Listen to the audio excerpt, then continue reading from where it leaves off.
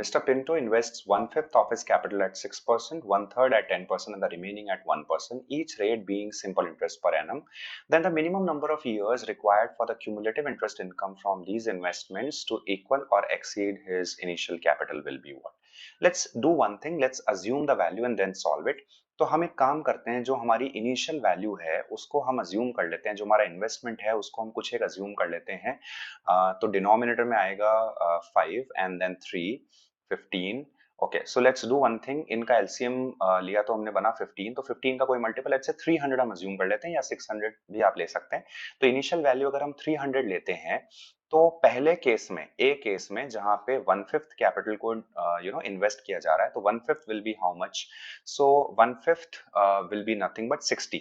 तो ये 60 हमने इन्वेस्ट किया है 6% पर एनम पे, राइट? तो इसका जो रिटर्न मिलता है वो हो जाता है 3.6 rupees. This is the return that I am getting. And next part is one third. तो वन थर्ड विल बी 100। ये 100 हमने इन्वेस्ट किया 10% पे, तो इसका जो रिटर्न बनता है ये हो जाता है 10 rupees, right? And then remaining is how much we're left out. So 160 is gone, that means we're left out with 140। ये 140 हम इन्वेस्ट कर रहे हैं 1% पे, तो इसका रिटर्न बनता है 1.4 रुपीज।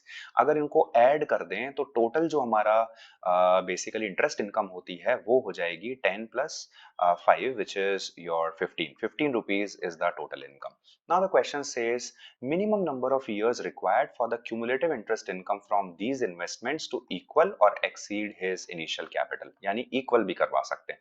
तो let's say कुछ एक n ईयर्स में जाकर के ये हमारा इनिशियल इन्वेस्टमेंट के बराबर होगा। यहां से n की वैल्यू आती है 20 which is our correct answer.